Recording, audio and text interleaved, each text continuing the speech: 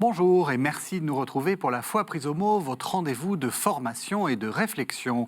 Aujourd'hui, une question qui se pose à notre Église de manière brûlante, la tentation du communautarisme. Elle se pose de manière différente si vous nous écoutez en Europe, où les chrétiens sont de plus en plus minoritaires, si vous nous écoutez en Orient, où ils sont en butte aux persécutions, ou en Afrique, où les chrétiens ne sont pas forcément minoritaires, mais sont confrontés à la concurrence de plus en plus grande des églises évangéliques. Face à ce qui peut être perçu comme des oppositions, voire des menaces, grande est la tentation de se replier sur soi-même et de ne penser qu'à la communauté. C'est ce qu'on appelle le réflexe obsidional, la forteresse assiégée. Face à ce repli, quelle place pour l'universalité qui définit l'Église? Comment faire la différence entre un nécessaire esprit de communauté et un communautarisme plutôt problématique? Telles sont les questions que je vais poser à mes deux invités. Sœur Dominique Vémel, bonsoir. Bonsoir. Vous êtes sœur apostolique de Saint-Jean et vous êtes maître de conférence à l'Institut catholique de Paris en ecclésiologie, donc vous êtes spécialiste de l'Église. Laurent Landette, bonsoir. Vous êtes membre du dicaster pour les laïcs, la famille et la vie, et vous êtes l'ancien modérateur général de la communauté de l'Emmanuel. Alors, peut-être d'abord une question à l'un et à l'autre. Vous êtes dans deux postes d'observation, si j'ose dire, différents, mais est-ce que le constat que je faisais tout à l'heure vous semble juste? Est-ce que vous, au dicaster romain, donc à l'instance, on peut dire, dirigeante de Rome, vous avez aussi cette impression que le communautarisme, c'est un danger? Et aussi, est-ce que c'est la même chose à l'université? Est-ce que vous avez cette impression-là? Oui, évidemment. Quand on regarde un petit peu l'Église à un échelon universel, on voit bien que le risque de ce renfermement et de cet enfermement est partout. Mais pourquoi? Parce qu'en fait, il est dans le cœur de l'homme. C'est dans la nature de l'homme, c'est lié au péché de l'homme. Et il y a ce penchant qui fait que toujours l'homme est tenté de se refermer sur lui-même. Mmh. Vous aussi, est-ce que vous avez cette impression-là, vu votre poste d'observation, là peut-être à la communauté aussi Saint-Jean, peut-être aussi peut-être en tant qu'universitaire?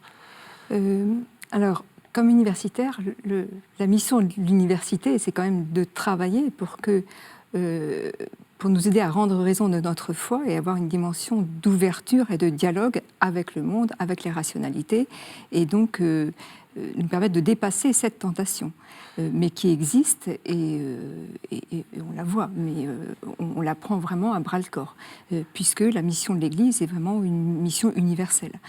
En communauté, on peut le voir aussi entre communautés, dans les communautés, tenir le particularisme, notre vocation propre, et en même temps se rendre compte qu'on n'est pas le tout de l'Église, mais que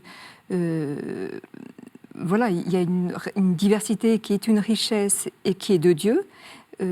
Ça aussi, c'est un défi, le défi de l'estime des autres, l'estime de la place de chacun qui a sa responsabilité dans l'Église et dans le monde. Et on ne peut avancer qu'en étant en communion les uns avec les autres.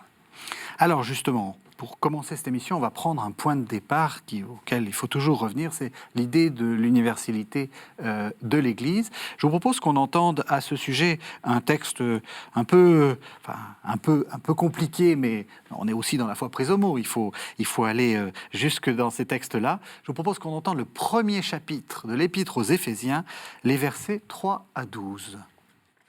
Béni soit Dieu, le Père de notre Seigneur Jésus-Christ. Il nous a bénis et comblés des bénédictions de l'Esprit, au ciel, dans le Christ. Il nous a choisis, dans le Christ, avant la fondation du monde, pour que nous soyons saints, immaculés devant lui, dans l'amour. Il nous a prédestinés à être, pour lui, des fils adoptifs par Jésus, le Christ. Ainsi il a voulu sa bonté à la louange de gloire de sa grâce, la grâce qu'il nous donne dans le Fils bien-aimé. En lui, par son sang, nous avons la rédemption, le pardon de nos fautes.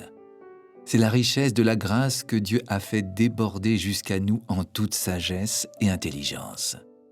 Il nous dévoile ainsi le mystère de sa volonté, selon que sa bonté l'avait prévu dans le Christ, pour mener les temps à leur plénitude, récapituler toutes choses dans le Christ. celle du ciel et celle de la terre. En lui, nous sommes devenus le domaine particulier de Dieu. Nous y avons été prédestinés selon le projet de celui qui réalise tout ce qu'il a décidé. Il a voulu que nous vivions à la louange de sa gloire, nous qui avons d'avance espéré dans le Christ. Alors ce texte, je l'ai dit, est un peu difficile. Enfin, c'est pas toujours très très simple de comprendre. Il m'a intéressé pour cette sorte de balancé en fait qu'il met en place. Le salut, la récapitulation de toute chose est universelle, et en même temps, l'Église c'est le domaine particulier de Dieu. Donc l'Église est à mi-chemin entre l'universel et le particulier d'une certaine façon. Et c'est toute notre difficulté en fait actuellement. Oui, c'est vrai que le texte nous met vraiment devant le dessein de bonté, d'amour de Dieu qui est universel et qui s'inscrit dès la Genèse, puis l'alliance noachique. Enfin, toute la révélation nous montre cette volonté de réconciliation, de récapitulation, de communion avec Dieu et de l'humanité entre elles, et plus que l'humanité, le cosmos. Et puis par ailleurs, il y a la particularité. Déjà dans l'Ancienne Alliance, on a, dans la Première Alliance, il y a une élection particulière avec Abraham. Et Dieu, dans son dessein, passe par le particulier pour faire advenir ce dessein universel. Alors, on le voit dans la Première Alliance et de nouveau aussi dans l'Église. C'est presque paradoxal parce que l'Église est fondée sur le Christ, le mystère pascal. Des deux, Israël et les païens, il a fait un seul peuple. Donc on se dit, bah, ça y est, c'est la fin du particularisme, oui. Il n'y a plus Israël et les païens, il y a un seul peuple. Oui. Et en même temps, eh ben, ce peuple, cette communauté, c'est ceux qui sont introduits dans le mystère pascal, plongés dans le mystère pascal, un mystère de mort et de résurrection, qui sont incorporés au Christ. Et par là même, il y a une nouvelle, en quelque sorte, frontière qui est là. Mais il faut se demander quelle est la mission. Et là encore, la mission de cette communauté particulière ne se comprend qu'à la lumière de la mission du Christ, qui est une mission universelle de réconciliation, de salut. Donc, il y a une élection particulière, un appel particulier, mais qui est un appel au service, et au service de la communion, de la réconciliation de l'humanité dans le Christ. L'accomplissement sera eschatologique. Mais finalement, les chrétiens, c'est pas le club des sauvés, c'est le club de ceux qui vivent dès maintenant quelque chose du salut dans le Christ et qui ont une responsabilité, une mission par rapport à l'humanité. Est-ce que je vous comprends bien si je dis que la compréhension restreinte de la fameuse formule « hors de l'Église, point de salut » est fausse, c'est-à-dire qu'il y aura des gens sauvés qui n'ont pas appartenu à l'Église, institution de leur vivant, mais que sans l'Église, il n'y a pas ce témoignage du salut. Est-ce qu'on peut dire ça comme ça ? Oui, c'est tout à fait ça. Et c'est ce qu'a voulu dire le Concile en Lumen Gentium I, lorsqu'il, et dans d'autres lieux, quand il parle de l'Église comme sacrement du salut, signe et instrument, c'est-à-dire qu'on ne regarde plus d'abord ceux qui sont dehors ou dedans, mais on parle toujours de la nécessité de l'Église, mais comme corps ayant une responsabilité pour les autres. Et donc, et puis par ailleurs, Jean-Paul II dira dans Redemptoris Missio que le royaume déborde de l'Église. Il faut penser à 3 termes. Oui, Église, ça c'est très important. Église, royaume, monde. Et l'Église est germe du royaume, et il y a déjà quelque chose qui est commencé, qu'elle vit de cette vie éternelle dans le Christ. Mais elle est appelée à être au service de cette venue du royaume et de coopérer à la venue du royaume dans le monde. Je vous sens opiner, vous êtes d'accord ? Oui, je suis tout à fait d'accord. On est dans la saine doctrine. Peut-être dire les choses autrement aussi. C'est vrai que l'Esprit Saint a élu domicile dans l'Église, mais il n'est pas assigné à résidence. Et en fait, la liberté de Dieu de se donner au monde est infinie. Voilà. Et alors, ce que je trouve très beau dans le texte que nous avons écouté ensemble, c'est vraiment cet amour de prédilection. Et pour Dieu, que nous sommes appelés à avoir pour Dieu et que Dieu a pour nous. Une espèce d'échange d'amour pour amour. Et c'est là où est, en fait, notre besoin d'enracinement. qui, comme un philosophe Simone Veil disait, c'est un des plus grands besoins de l'homme, c'est de s'enraciner. Et il y a cet enracinement dans le Christ qui est nécessaire, qui se nourrit aussi de la présence des autres, de la présence des frères. Parce qu'un frère qui s'appuie sur un autre est une citadelle imprenable, dit l'Écriture. Et nous avons besoin de cela. Mais pour quelle raison ? Est-ce que c'est pour le service de notre propre institution ou est-ce que c'est pour le service du monde ? Vous l'avez dit, et de manière très, très, très juste. Et alors, il y a un évangile aussi que j'aime beaucoup, qu'on aurait pu lire, et peut-être que nos téléspectateurs peuvent aller rechercher. C'est dans Luc, au chapitre 9. En fait, c'est les disciples qui viennent voir Jésus et qui lui disent, voilà, il y a des gens qui chassent des démons en ton nom. Et j'ai pensé à prendre celui-là aussi. Voilà, et nous leur avons dit de se taire. Et Jésus dit, c'est très intéressant, il dit, voilà, ne les empêchez pas. Ceux qui sont avec nous ne sont pas contre nous. Voilà. Et ceux qui ne sont pas contre nous sont forcément avec nous. Vous voyez, ce qui est très, très intéressant dans l'Évangile, c'est que Jésus, toujours, déplace les frontières visibles de la communauté, de l'Église, du système. Quoi. Voilà. Et voilà, finalement, allez voir ailleurs, si j'y suis, on pourrait dire. Voilà. Et puis, il y a aussi cette magnifique parabole du bon samaritain, où finalement, Jésus, en décrivant cette situation, casse tous les codes et invite celui qui n'est pas dans sa communauté à être émerveillé par lui, quoi. Vous voyez, donc c'est vraiment c'est dépasser toujours les frontières, et c'est en ce sens que cet amour de prédilection, oui, mais pour pouvoir en vivre, pour se donner. Je crois que c'est là l'enjeu. Vous avez parlé d'élection. Alors évidemment, on nous le vend de point de vue positif. Quand on est chrétien, on a de la chance d'être chrétien, etc. Est-ce que ça ne serait pas aussi je ne vais pas dire une malédiction, ça vient de Dieu, mais une difficulté? C'est pas toujours facile. Enfin, je veux dire, on a souvent cette tentation de penser qu'on est mieux, on est bien parce qu'on est dans l'Église et que c'est merveilleux, on est plus près du réacteur nucléaire qui va nous sauver. Mais en réalité, c'est aussi quelque chose d'assez brûlant et parfois l'élection, c'est pénible. Enfin, tout l'Ancien Testament nous dit que c'est pas évident pour le peuple hébreu d'être élu. C'est vrai que cette élection, c'est une invitation à être fils dans le Fils, à vivre cette vie filiale, cette vie d'obéissance au Père, cette vie évangélique, mais un évangile qui demande, qui nous inscrit dans un mystère de mort et de résurrection, d'une vie nouvelle, mais qui va impliquer un regard nouveau sur les hommes, un regard nouveau sur l'humanité, une posture nouvelle, une posture de sollicitude, d'abaissement, d'attention à chacun, d'une hospitalité, enfin tout ce qui fait la vie évangélique et qui est bigrement exigeant parce que ça demande un décentrement de soi, mais qui est fécond et qui est heureux. Mais cette vie nouvelle, on voit bien qu'on peut résister parce qu'on a besoin de reconnaissance, parce qu'on a besoin de la richesse, l'argent, etc., nous happe.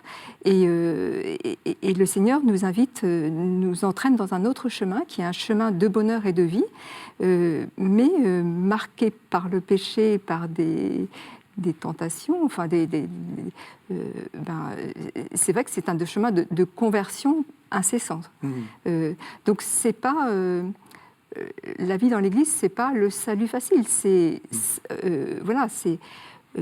vivre avec le Christ, certain que il est notre compagnon de chemin, il fait route avec nous, il nous accompagne à travers les joies, les peines, etc. Mais on a les mêmes épreuves que tout le monde, on a les mêmes familiales, de santé, de professionnelles. Simplement, on les vit d'une autre manière, accompagnés par quelqu'un qui nous aime, qui nous accompagne, qui nous donne sa vie et qui nous aide à regarder le monde et l'humanité autrement, à nous regarder comme frères. Voilà. Oui, c'est essentiel, regarder les autres comme des frères, même s'ils ne nous sont pas proches spirituellement, géographiquement, enfin voilà. Et je pense qu'à travers tout ça, à mon avis, ce qui est important, c'est que cette élection est un mystère. En fait, on peut s'en enorgueillir. Oui. En fait, finalement, on peut dire, oui, mais je suis choisi, formidable, etc. Puis il y a ceux qui sont et ceux qui ne le sont pas. Alors qu'en fait, l'Évangile nous montre que c'est tout le contraire, parce que Jésus... il nous appelle à laver les pieds.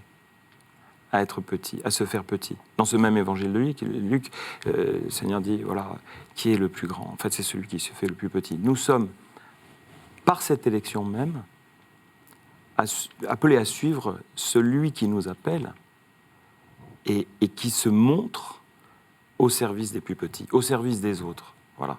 Et ça, je pense que, en fait, finalement, ce qui nous protège des excès, c'est d'éviter d'être en surplomb, mais toujours d'être à genoux, de se faire tout petit, de s'effacer, voilà, pour servir. Alors, Moi, je suis frappée aussi par le canon des Écritures qui nous est donné. En fait, ce canon, c'est les premières communautés chrétiennes qui opèrent un discernement et qui choisissent de garder certains textes qui vont constituer le corpus du Nouveau Testament. Et dans ce corpus, en particulier dans les évangiles, les premières communautés chrétiennes ne lisent pas du tout la figure des premiers apôtres, de Pierre, de Paul. Oui. Ils nous sont présentés comme des pauvres types qui acceptent de se faire corriger, de pleurer leurs péchés, de revenir et d'avancer. Mais la communauté ne lise pas du tout, comme nous on peut faire au moment des enterrements. Elle nous présente ces premiers chrétiens entre les mains desquels le Seigneur s'est remis, qui sont des pauvres, et il a accepté ce mystère de l'incarnation. Et il continue à se remettre entre les mains de personnes qui sont pauvres, pécheresses, lâches, comme ils l'ont été à la croix. Mais dans sa sagesse, il a voulu passer par cela, et ça nous redit que le salut vient de lui et de lui seul. On coopère avec notre pauvreté, mais je trouve que les textes en eux-mêmes et le choix qu'ont fait les premières communautés de garder ces textes-là avec des figures des apôtres, des premières communautés qui sont pas très brillantes, nous disent quelque chose de ce que l'on doit attendre ou ne pas attendre d'une église glorieuse où tout est parfait, de saints avant l'heure, mais de personnes qui savent revenir, demander pardon, reconnaître leurs fautes et puis se remettre entre les mains du Seigneur pour continuer tant bien que mal avec ce qu'ils sont, voilà leur route. Alors ça, donc on a posé l'idéal, l'idée que l'universalité doit être le fondement de l'Église. Maintenant, on va essayer de, comme vous dites, il y a le péché de l'homme et on se retrouve dans un double mouvement en réalité. Il y a l'impression que le monde nous en veut et donc le repli vers un catholicisme qu'on pourrait appeler identitaire. Et puis au sein de ce catholicisme, il y a des communautés qui s'opposent. On va peut-être commencer par le premier mouvement. C'est le monde nous en veut et nous nous mettons confortablement au sein de notre christianisme. Est-ce que vous avez l'impression que le monde nous en veut ? Forcément. Et puis voilà, c'est pas nouveau. C'est pas ça nouveau. Ça n'a pas l'air de vous. Non, moi je crois qu'il faut. Voilà. Est-ce que c'était pire avant ? Je ne sais pas, est-ce qu'on a des critères de mesure pour déterminer ça? Je ne sais pas. Mm-hmm.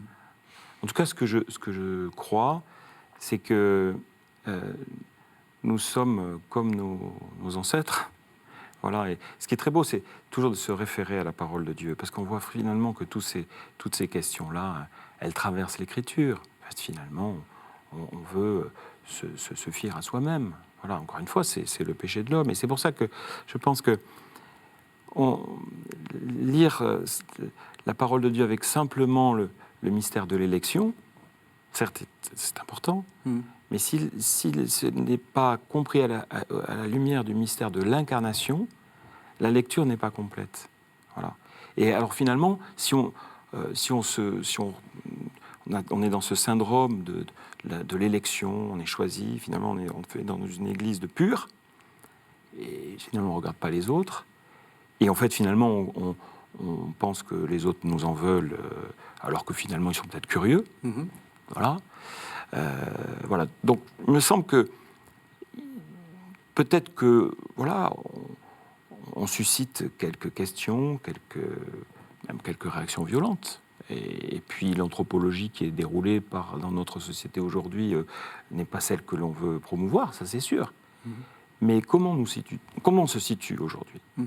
Comment on se situe? Est-ce qu'on se situe comme des guerriers ou comme des serviteurs? Mais justement, est-ce qu'il faut qu'on... vous avez dit, l'anthropologie n'est pas la même. Est-ce qu'il faut qu'on constitue ce qu'on appelle une contre-culture, c'est-à-dire en se repliant sur nos valeurs et en disant nous croyons à ça. Et nous allons le réimposer vous savez, cette sorte de tentation qu'on avait de rechristianiser l'Occident, par exemple. Alors, encore une fois, je le dis, on a beaucoup de téléspectateurs qui nous regardent en Afrique, qui nous regardent dans le Moyen-Orient. On n'est pas sur les mêmes problématiques du tout. On est sur d'autres questions. Mais voilà, est-ce que c'est pas une... Est-ce que c'est ça qu'il faut faire? Il y a eu, cette tentation a existé dans l'histoire. Toute la crise moderniste, la période post-révolution, il y a eu ça a existé. Ceci dit, le message de l'Évangile est quand même assez clair. Même le mot monde, il y a deux assertions dans l'Évangile. Il y a Dieu a tant aimé le monde qu'il a donné son Fils unique. Donc le monde est aimé de Dieu. Il est là pour être réconcilié avec les femmes. Et puis, ne soyez pas du monde, mais voilà. Donc le monde qui est marqué par le péché, avec une dynamique auto-centrée. Donc ce monde, c'est une réalité fragile, marquée par le péché, mais aimée de Dieu, et puis qui peut être traversée par une tentation aussi de auto-centrée, se coupant complètement de Dieu. Quelquefois, on n'a retenu que la deuxième assertion, que c'est ce monde marqué par le péché, mais regardons-le aussi comme aimé de Dieu. Dieu a un projet pour cette humanité, et sa vie, son témoignage, la manière, sa posture, il a été à la rencontre d'eux. Donc, le trésor que l'on reçoit, il est fait pour être communiqué, partagé.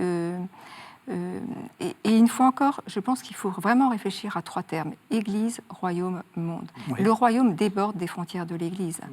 Vous l'avez dit, certes, dans l'Église, l'Esprit Saint est là, on vit de la vie trinitaire, baptismale.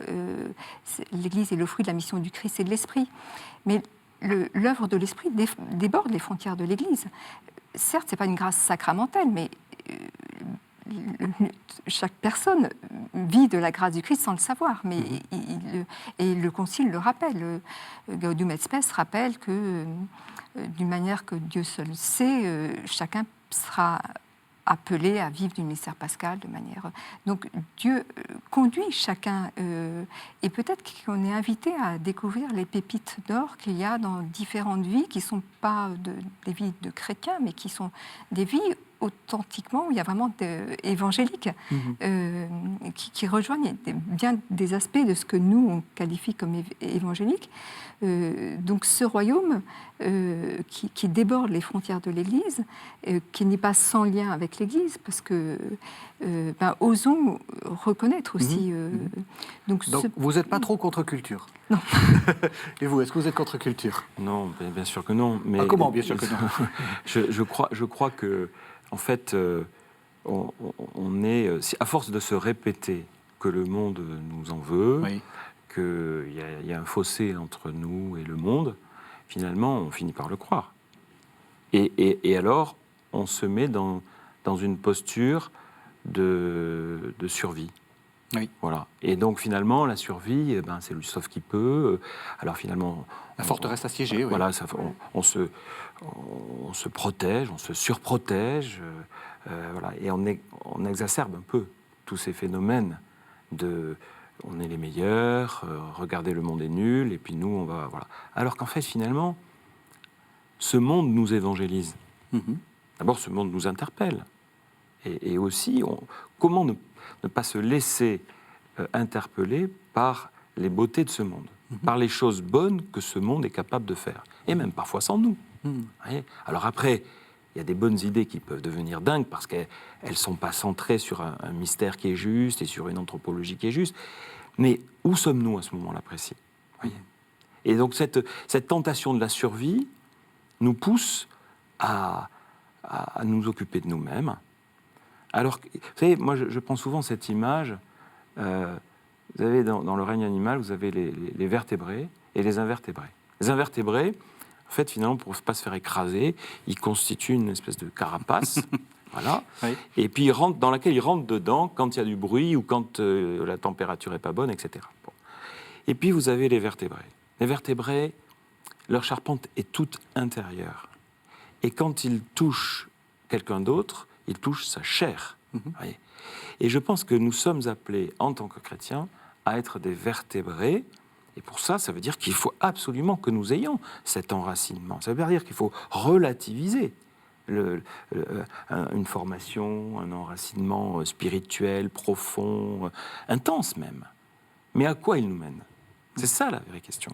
À quoi il nous mène? Et ça, je pense que nous avons à nous regarder un petit peu, pour le coup, regardons-nous faire. Est-ce que nous sommes prophètes dans notre société? Est-ce que nous sommes capables de prophétiser? Ou nous sommes des gestionnaires d'une structure garantissant son fonctionnement ou son avenir? Et en fait, finalement, ça ne le garantit pas du tout. Parce que c'est comme ça, qu'en fait, on porte... J'aime bien cette phrase du théologien Karl Barth qui dit, voilà, à nous occuper de nous-mêmes, nous portons les stigmates de la mort. Voilà. Et donc, est-ce que, justement, cet identitarisme n'est pas, en fait, finalement, extrêmement mortifère? Je ne dis pas que l'identité est mortifère. C'est les excès de cette identité qui le sont. Est-ce que, néanmoins, il ne faut pas une forme aussi de communauté pour, disons, se ressourcer, se protéger un peu, se remettre pour... Enfin, refaire ses forces pour repartir? Alors, il est certain, je rebondis un peu sur ce que vous venez de dire, c'est que je pense qu'il faut faire attention. On s'est longtemps situé, l'Église va apporter au monde quelque chose. On reçoit, on a à recevoir, oui. Et on reçoit aussi beaucoup. Le Concile l'a rappelé, etc. Et donc ça va dans les deux sens. Hein, et on, par bien des manières, on voit combien le monde, l'humanité éveille notre attention, attire l'attention et nous oblige à revisiter, nous réévangéliser, renouveler, etc. Alors, par ailleurs, il est certain que ce besoin de lieux, de communautés qui soient des pôles est légitime. On voit Jésus de temps en temps avec ses disciples part à l'écart pour prier. Il y a le moment de la transfiguration, c'est un moment de communion, d'intimité unique, mais après on redescend. On redescend dans la plaine pour aller jusqu'à Jérusalem et pour aller... Donc, se retirer à l'écart pour un temps, pour un moment privilégié, pour se ressourcer, se reposer, c'est légitime. Mais quelle est la finalité? C'est après revenir pour retourner vers les autres, pour aller ensemble. Au terme de la messe, c'est aller. Enfin, on est convoqué, rassemblé par le Seigneur pour célébrer son mystère pascal, et puis on est envoyé. Donc, on y va comme une fuite auprès de ces communautés pour se protéger, ou bien pour retrouver le cœur de notre vie, enfin, des éléments, enfin, voilà, un temps de prière, d'intimité, etc.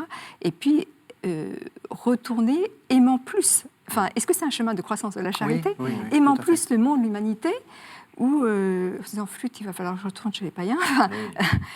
Quelle est la posture est-ce que, au terme, il y a une croissance dans la charité? Est-ce que la communion avec le Christ dilate les piliers de notre tente et nous aide à élargir cette capacité d'être tout à tous et de découvrir le trésor qu'il y a dans chacun, tout en sachant que, c'est vrai, la parole de Dieu est une parole à deux tranchants, enfin, elle est une parole incisive qui opère un discernement et qu'il faut oser dans le monde une parole. Et on voit bien aujourd'hui que l'Église a une parole sur des questions anthropologiques importantes où on pense que le mystère de l'homme se comprend pleinement à la lumière du mystère du Christ et qu'il y a quelque chose d'unique qu'on doit continuer à annoncer. Il faut oser une parole, mais avec cette posture d'aimer ce auquel on s'adresse et d'être capable de rentrer en dialogue, d'écouter, de recevoir, de cheminer. C'est pas en vivant en circuit fermé.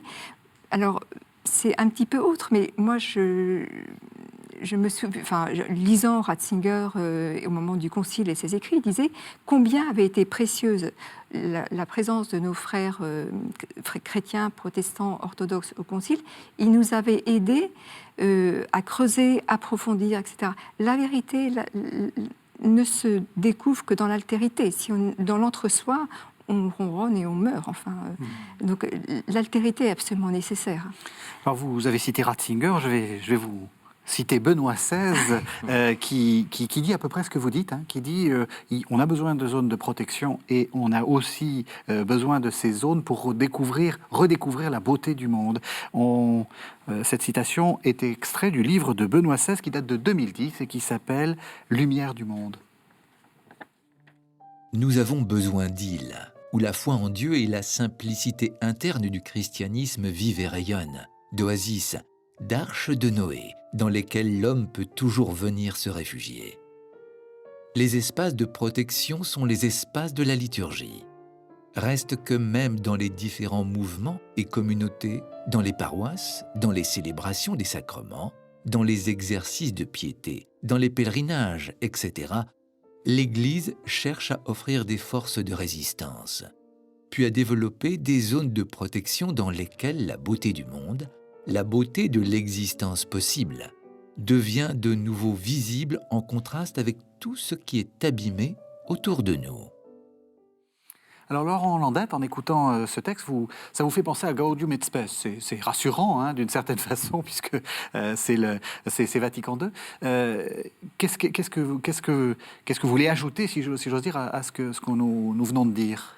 Il est certain qu'il faut gravir la Sainte Montagne. Il est certain c'est nécessaire pour nous nourrir de gravir ce chemin spirituel vers Dieu, de toujours essayer d'aller plus loin, d'approfondir cette relation qui est essentielle. Mais ensuite, qu'est-ce qu'on en fait ? Et je pense qu'une manière d'être envoyé aussi, c'est d'écouter les besoins du monde. Et c'est ce que dit Gaudium et Spes. Les joies, les espérances, les tristesses et les angoisses des hommes de ce temps sont aussi les angoisses des chrétiens. Et leur communauté va s'édifier par des personnes qui sont attentives. Benoît XVI toujours dit « un chrétien est un cœur qui voit ». Voilà. Pas un chrétien, un cœur qui se regarde, un chrétien qui voit.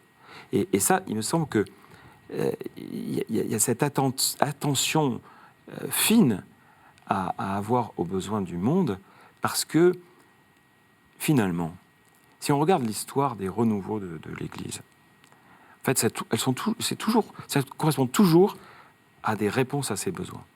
Les gens sont illettrés, l'Église invente l'école. Les gens meurent dans la rue, l'Église invente l'hôpital.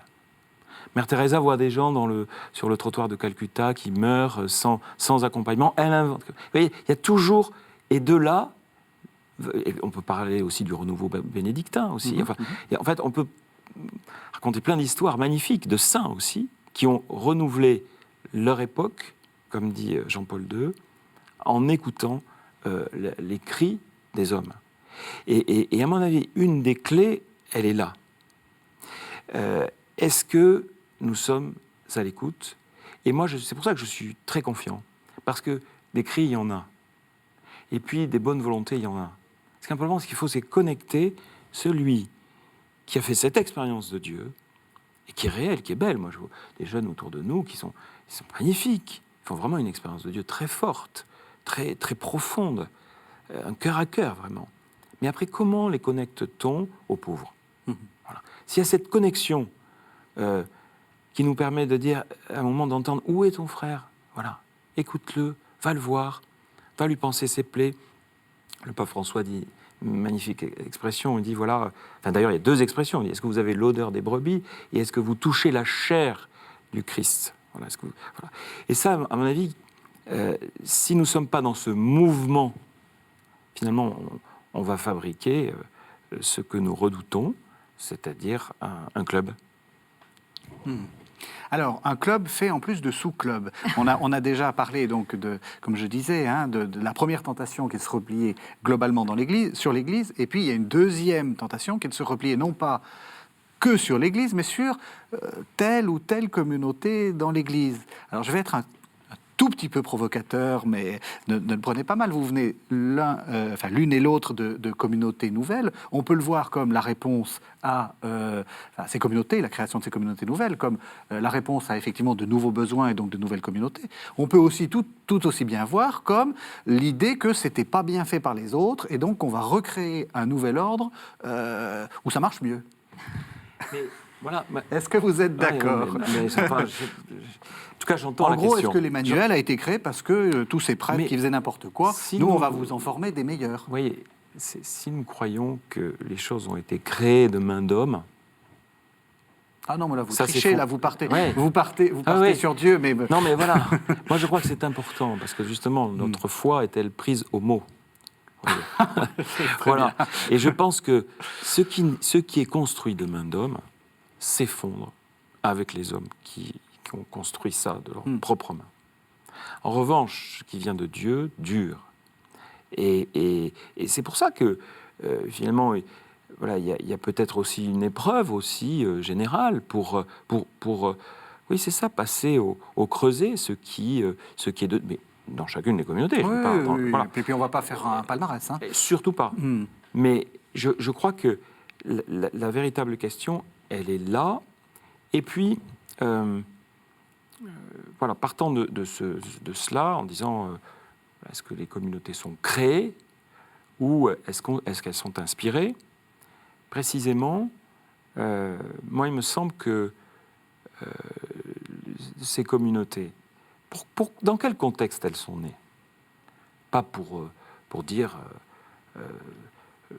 dans une immense critique du passé, ce qu'ils devaient faire. Non, c'est parce qu'en fait, finalement, il y avait encore une fois un besoin. Un besoin spirituel qui était très fort. Alors peut-être qu'à certains moments et dans certains lieux, il y a eu, ça a déjanté, comme on dit. Mais en fait, d'où ça vient? Ça vient en fait au fond de l'homme. Autant il y a cette nature de pécheur, autant il y a cette soif de Dieu, cette soif de spiritualité, et il faut bien le reconnaître quand même, qui, dans une certaine époque, certaines périodes de l'Église, moi j'étais un peu jeune, mais je l'ai vécu, en fait finalement il y avait une espèce de déni de cela. Finalement, ce n'était pas accompagné, ou peu, ou mal, par certains de nos pasteurs.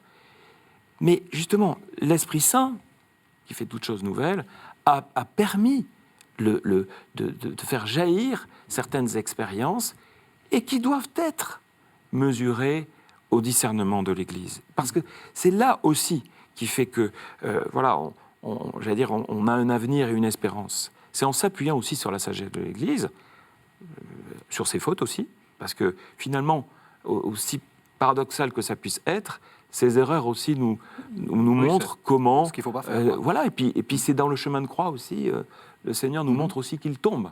Voilà. Et la question, c'est pas de tomber tellement, quoi qu'il faut vraiment aussi analyser les raisons, mais c'est comment on se relève. Et quelles sont les portes de sortie. Et moi, aujourd'hui, avec le point de vue que j'ai, à la fois, je dirais, ces deux tentations, presque parfois, des fois, on est atterré de voir ce qu'on voit, d'entendre ces scandales, etc.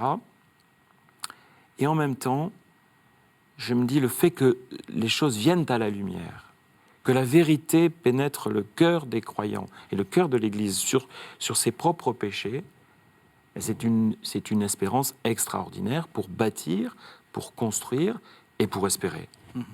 Est-ce que vous êtes d'accord? Alors oui, vous l'avez bien dit, en fait, toutes les communautés, 2000 ans de christianisme, 2000 ans de communautés qui émergent, qui disparaissent, c'est pas parce qu'elles font des choses mal, c'est que peut-être la réponse n'est plus celle qui est le besoin, mais ce sont vraiment des fruits de l'Esprit Saint. Enfin, alors après, il y a une impulsion, il y a quelque chose qui vient de l'Esprit, qui se déploie à travers entre les mains des hommes qui sont pécheurs, mais il y a le discernement de l'Église. Oui. C'est quand même l'Église qui, après, il y a une première intuition, et puis ça se déploie, et il y a une consultation de nombreux pasteurs, etc., qui permet de dire, bah oui, ça c'est ecclésial. Ça correspond à ce qu'ils veulent vivre, c'est l'Évangile avec tel ou tel charisme, finalité, manière de vivre l'Évangile, parce qu'il y a de multiples manières, voilà, accents en tout cas.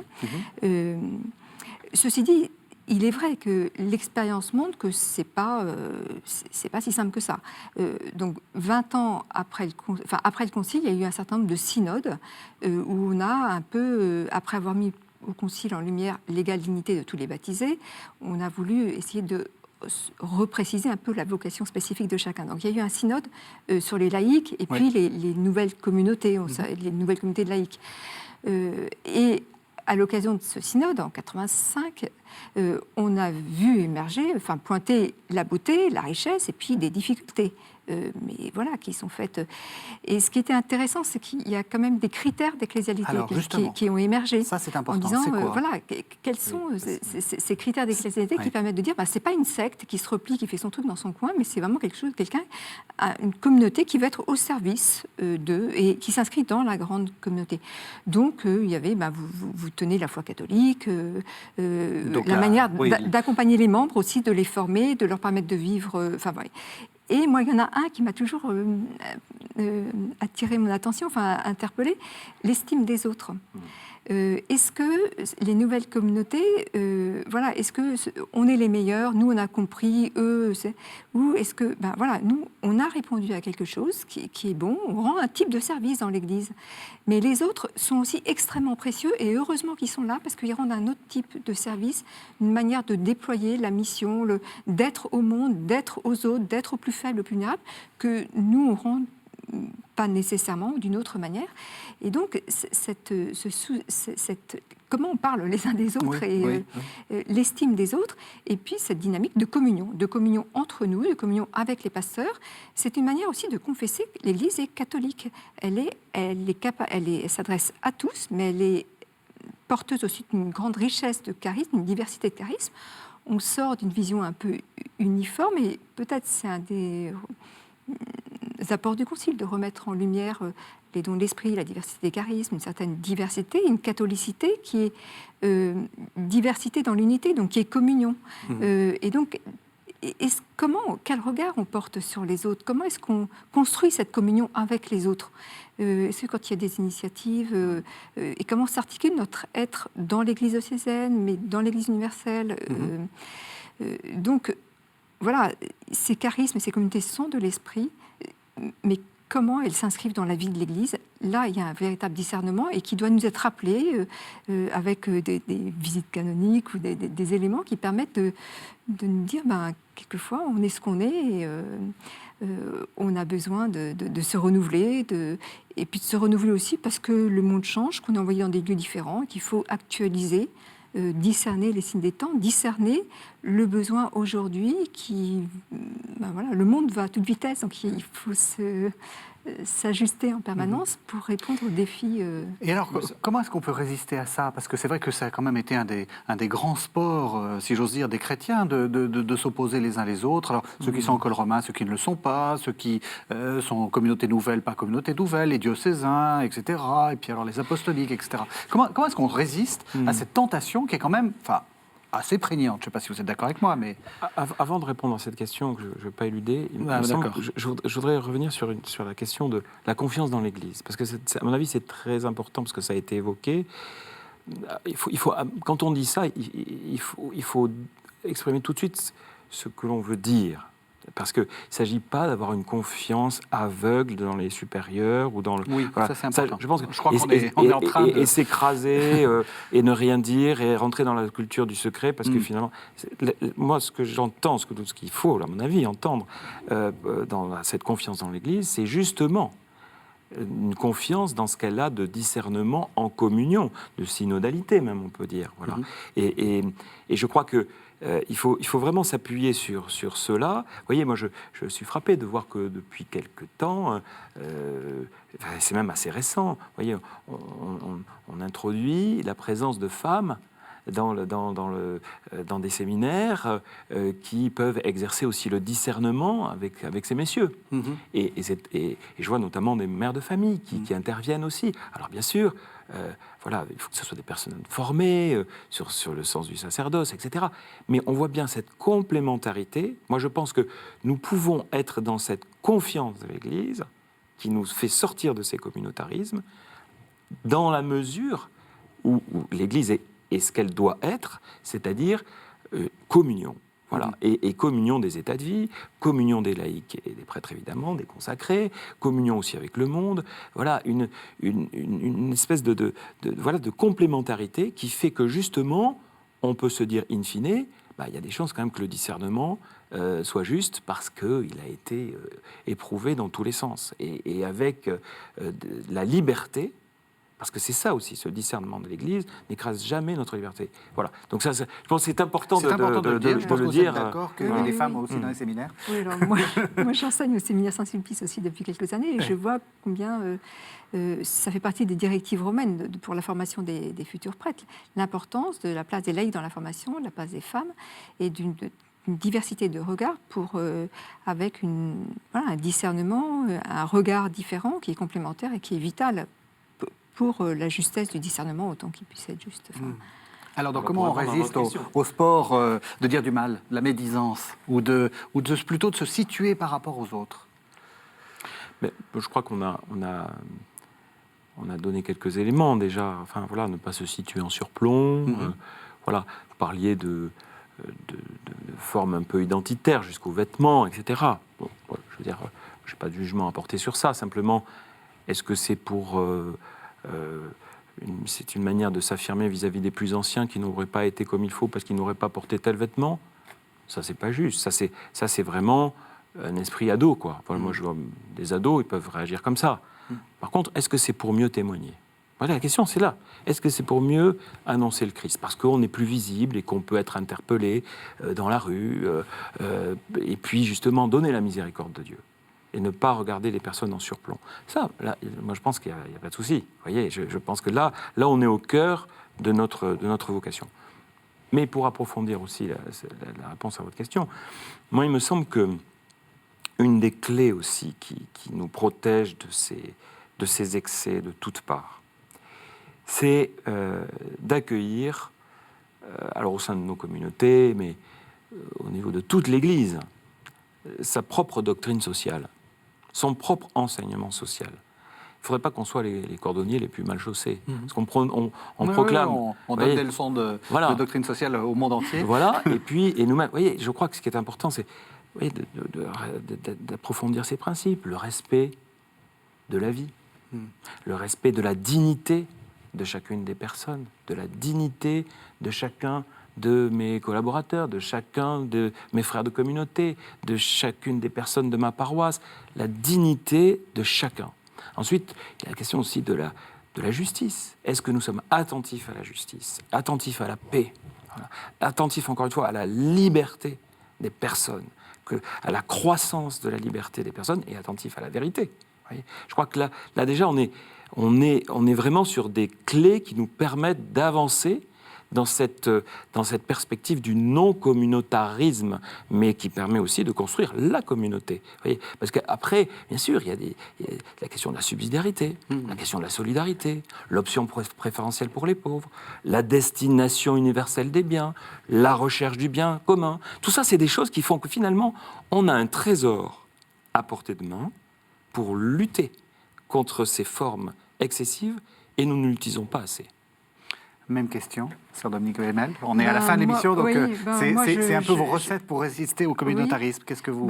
Je vous rejoins. Je pense que dans tous les éléments que vous avez donnés, c'est des choses qu'on retrouve dans les textes de l'Église et qui sont le cœur du message évangélique. Est-ce que si vraiment on prend au sérieux l'Évangile, ce qu'est le royaume, la posture que l'on a dans la relation à l'autre, le regard, la dignité de l'autre, l'hospitalité, quelle est notre place pour l'accueil, le rapport à la vulnérabilité, tous ces éléments qui sont le cœur de la vie évangélique.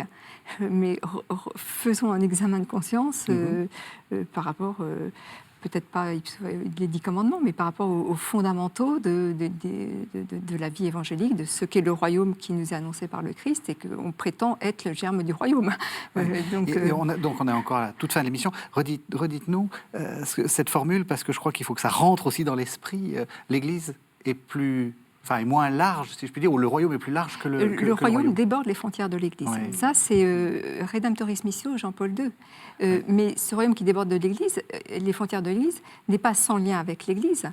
Mais vous voyez, là où est l'Esprit de Dieu, là est la charité, et là est l'Église.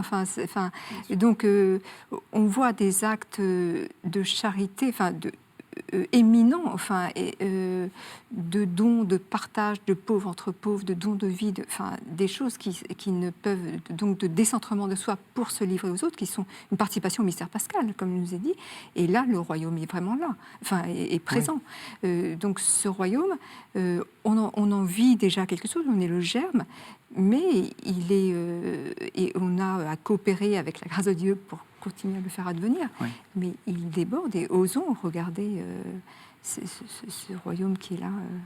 Eh bien, tout grand merci à tous les deux. Vous avez aussi en plus fourni quelques contrepoisons à ce poison qu'est le communautarisme. Merci beaucoup à tous les deux. Merci de nous avoir suivis. Vous savez que vous pouvez retrouver cette émission sur le site internet de la chaîne www.ktotv.com et vous pouvez la regarder autant de fois que vous le voulez.